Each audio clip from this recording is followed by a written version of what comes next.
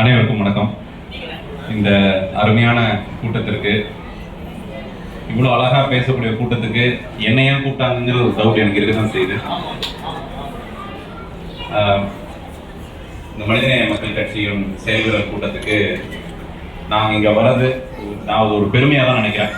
அதுக்குண்டான காரணத்தை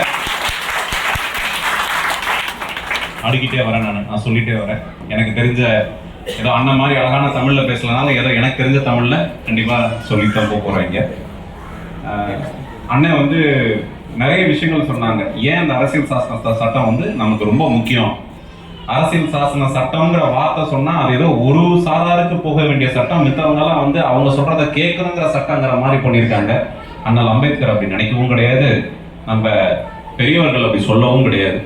இந்த சட்டம் வந்து ஜாதி மதத்துக்கோ இந்த சட்டத்தை ஃபாலோ பண்றதுக்கோ சம்பந்தமே கிடையாது. எல்லா இந்திய பிரஜைக்கும் சிட்டிசனுக்கும் இந்த சட்டம் வந்து பொதுவான சட்டம். இந்த சட்டம் வந்து அனைவருக்கும் சமம். ரெண்டாவது, ஒரு தோற்றமும் எண்ணமும் இருக்கு. இந்த மாதிரி வந்து இஸ்லாத்துல உள்ளவங்க படிப்புக்கு உண்டான கஷ்டங்கள் நஷ்டங்கள் நிறைய இருக்குன்னுங்கிறது வந்து ஒரு ஒரு பிம்பம் இருக்கு. அந்த பிம்பத்தை உடைக்கிறதுக்கு உண்டான காரணங்களை நான் சொல்றேன், என்ன நடந்ததுன்னு நான் சொல்றேன். கிட்டத்தட்ட 1952 வந்து ஜமால் பெரியவர்கள் வந்து ஆரம்பிச்சாங்க. கிரசன்ட் காலேஜும் வந்து 1982 அப்புறம் ஆரம்பிச்சாங்க. ஆனா ஏன் இந்த விஷயத்த நான் இங்க சொல்றேன்னா, இந்தியா வந்து மித்த மதம் சார்ந்த இன்ஸ்டிடியூஷன்ஸ் அவங்க கிரியேட் பண்ணும்போது, ரிலிஜியஸ் இன்ஸ்டிடியூஷன்ஸ் சம்பந்தப்பட்ட இன்ஸ்டிடியூஷன்ஸ் கிரியேட் பண்ணும்போது லேடிஸ் வந்து படிக்க முடியாது, அவங்களாம் படிக்க முடியாது. ஆனா ஜமால் அன்னைக்கு படிக்க முடியும்.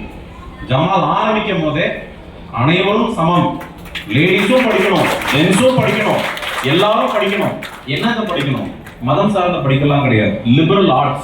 லிபரல் ஆர்ட்ஸ்ங்கிறது எல்லாத்துக்கும் சமமான விஷயம். எங்கேயாவது எந்த இன்ஸ்டிடியூஷன்லாவது இதை மட்டும்தான் படிங்க, அதை படிக்கக்கூடாதுன்னு சொல்ற இன்ஸ்டிடியூஷன்ஸ்லாம் எங்கேயுமே கிடையாது. அதுக்கு அவங்க எல்லாம் யோசிக்கிறதுக்கு முன்னாடியே திருச்சியில ஜமால் ஆரம்பிச்சிருக்காங்க. அதோட அர்த்தம் என்ன அப்படின்னா, நம்ம தமிழ்நாட்டில் திராவிட கல்ச்சர்ல எல்லாரும் சமம், மதம்லாம் அப்புறம், ஜாதிலாம் அப்புறம். அதனாலதான் ஒரு பெரிய வித்தியாசம் என்னன்னா, நார்த்துக்கும் நமக்கும் இருக்க வித்தியாசம் என்னன்னா, வடக்குக்கும் நமக்கும் வித்தியாசம் என்னன்னா, ஜாதி பேர் நம்ம சேர்க்க மாட்டோம் பின்னாடி. உங்களுக்கு தெரியும், நீங்க இதை உணர்ந்திருக்க மாட்டீங்க. ஆனா நார்த்ல போனோம்னா நீங்க வந்து உங்க பேரை கேட்கறதோட உங்களை ஜாதி தான் கேட்பாங்க. இங்க தமிழ்நாட்டுல கேட்டா வந்து அது அசிங்கமா நடக்கும்.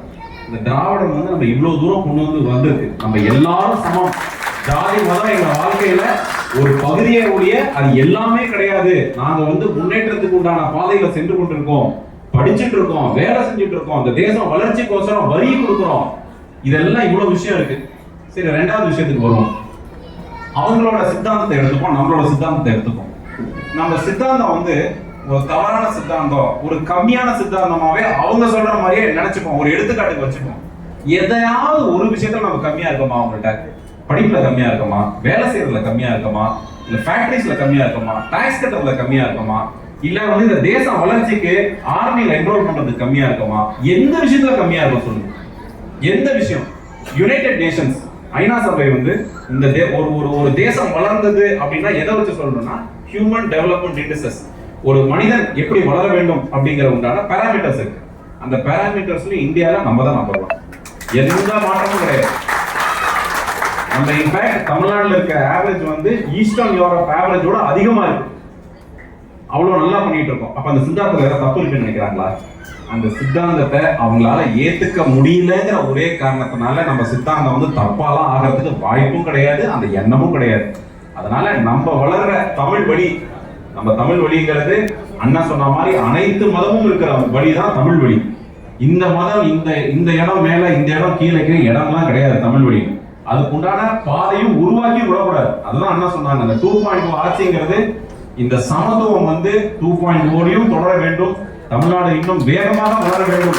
அந்த எண்ணத்துல தான் அண்ணனும் சொல்லியிருக்காங்க. அதே எண்ணத்துல தான் நானும் அதே சமயம் நான் இங்க தாய்மார்களுக்கு சொல்லிக் கொள்ள வேண்டியது, பெரியவர்களுக்கு சொல்லிக் கொள்ள வேண்டியது, படிப்பை மட்டும் விட்டுறவே விட்டுறாதீங்க. எவ்வளவு கஷ்டம் வந்தாலும் அது ஒண்ணுதான் ஆயுதம்.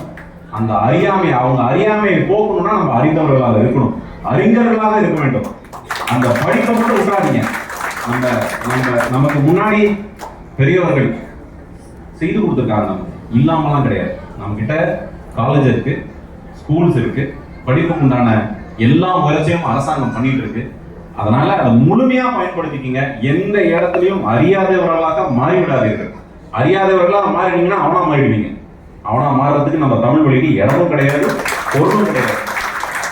ஏன் இவ்வளவு தூரம் நான் திருப்பி இதை சொல்லிட்டு இருக்கேன்னா, இந்த தமிழ்நாடு விட்டு வெளியில போனாதான் தமிழ்நாடோட அருமை நமக்கு இவ்வளவு கஷ்டமா தெரியுது. எவ்வளவு நல்லா இருக்கும் நம்ம அப்படிங்கிற தெரியுது. ஒண்ணு. இன்னொன்னு, அந்த பொறாமை, அந்த ஒரு ஆதிக்க மனப்பான்மை அங்க போனதான் தெரியுது. ஏன் தமிழ்நாட்டுல எல்லாரும் இப்படி சேர்ந்துட்டு இருக்கீங்களே, ஏன் நீங்க எங்க கூட சேரக்கூடாது அப்படின்னு கேட்ட நிறைய எம்பிஸ் இருக்காங்க. அந்த எம்பிஸ் கிட்ட நான் சொல்றது ஒண்ணுதான், தமிழ்நாடு பக்கம் நீங்க பாருங்க சார், நாங்க என்ன பண்ணிட்டு இருக்கோம், எங்க கூட நீங்க சேர்ந்தீங்கன்னா இந்த நாடு நல்லா இருக்கும், நீங்களும் நல்லா இருப்பீங்க. கடைசியா சொல்லிட்டு இருக்க வேண்டிய விஷயம் ஒண்ணுதான், இவ்வளோ ஆதிக்கம் செலுத்துறாங்க இல்லையா, இந்துத்துவாங்கிறாங்க,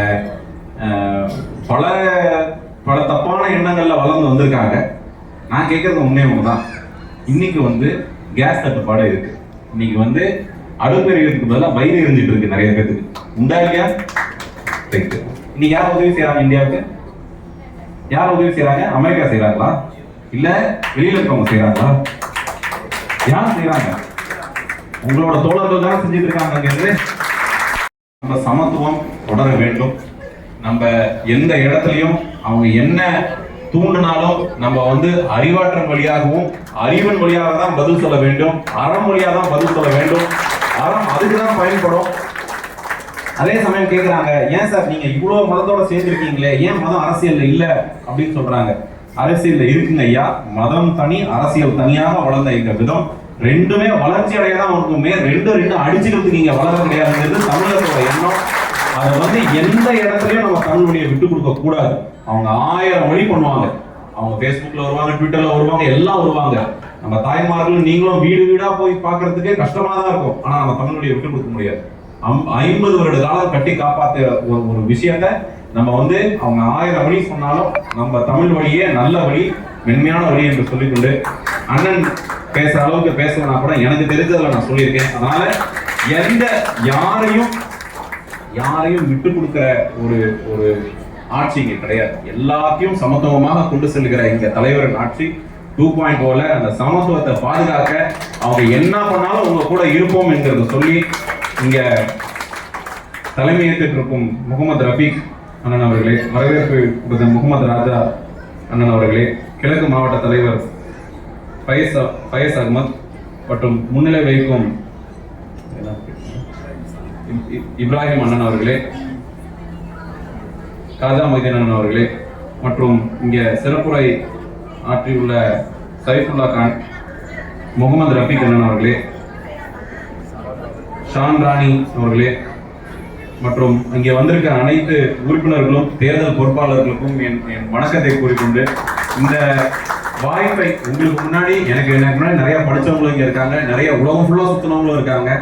இந்த வாய்ப்பை ஜனநாயக முறையில கொடுத்தவங்க நீங்க தான். அதுக்குதான் நம்ம மரியாதையோட அறுபது மரியாதை கிடையாது. அந்த மரியாதையை எந்த இடத்துலயும் தவற விட மாட்டேன். அது மட்டும் நான் அவங்கள்ட்ட சொல்லிக்கிறேன். இந்த வாய்ப்புக்கு நன்றி கூறி உங்களோட ஒருவனாக இருக்கும் இந்த ஒரு பெரிய ஒரு பாக்கியத்தை என்றும் தொடர வேண்டும் என்று கேட்டுக்கொண்டு கொடுத்த வாய்ப்புக்கு நன்றி கூறி விடைபெறுகிறேன். நன்றி.